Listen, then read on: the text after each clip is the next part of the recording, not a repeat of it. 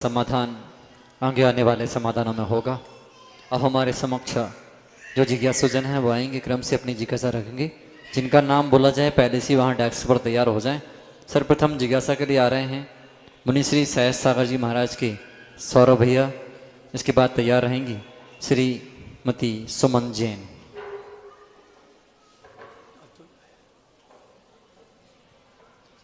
पहले से पहुंच जाए जिनका नाम बोल दिया है डेस्क के पास। नमस्ते महाराज जी। नमस्ते महाराज जी। एक छोटी सी जिज्ञासा है कि ये मंदिरों में जो बोर रहते हैं, मंदिरों में बोर रहते हैं, बोर पानी के, उसी ले जब से द्रव्य धोई जाती है उसी पानी से, उससे ही धोती, उससे ही मंदिर सब। तो इसमें पहली बार माइक लिया तुल पूछ रहे हैं? कोई नहीं, रोज रोज लो तो आदत हो जाएगी। सुनो, इधर देखो, इधर देखो। बोरिंग का पानी जो है वो जहाँ उपयोग करने योग्य वहाँ करें, जहाँ उपयोग करने नहीं है वहाँ नहीं करें। वास्तविकता में जहाँ पानी छान के उसकी बिलछानी डाल पाएं, जहाँ पानी छान करके बिलछानी डाल पाएं वो पानी उपयोग करने योग्य है।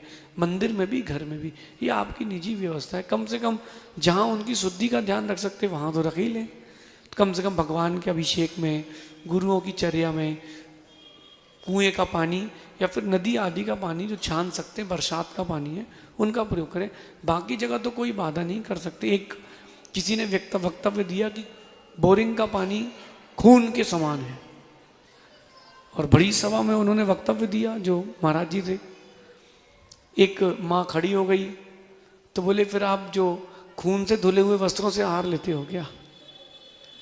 आप अपनी बात की पुष्टि के लिए अपन किसी के लिए गलत नहीं कह सकते।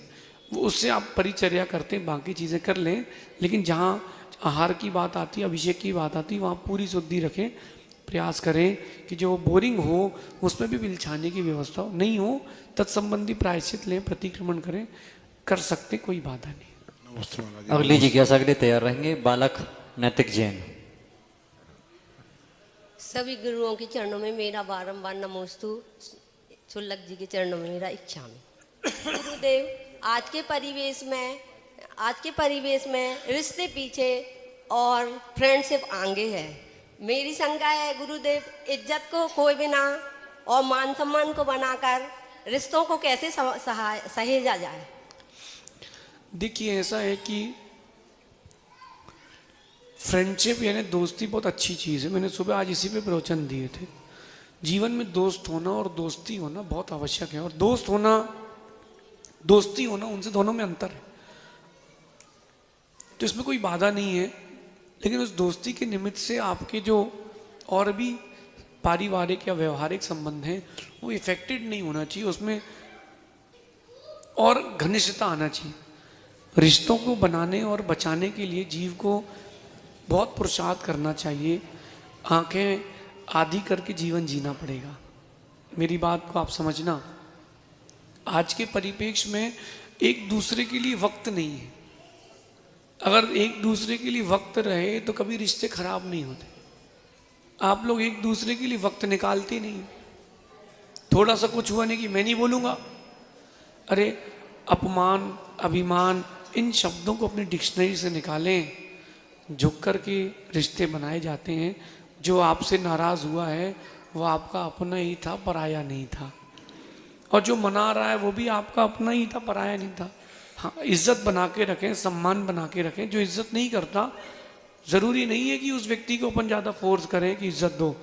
आप थोड़ा सा दूरी बना लें, उपेक्षा कर लें। थोड़ा दूरी बना लेंगे, अपने आप सब सरेंडर हो जाएंगे। एक बच्चा माँ से रूठ गया और उसकी माँ कह रही, महाराज जी वो मान नहीं रहा। मैंने कहा मना लो। मना लिया तो मान गया। वो बोले कि वो तो छोटी छोटी बातों में रूठती रहता है। मैंने कहा भूल जाओ मनाना। अब मनाना भूल जाओ। वो कुछ नाराज हो तो बात ही मत करना। 2 दिन माँ ने बात नहीं करी, तीसरे दिन सरेंडर हो गया। तो अपन इस बात को समझें, इज्जत के साथ रिश्ते बना के रखें, लेकिन अभिमान, मान, इन सब चीज़ों में ना पड़े, ऐसा समझें।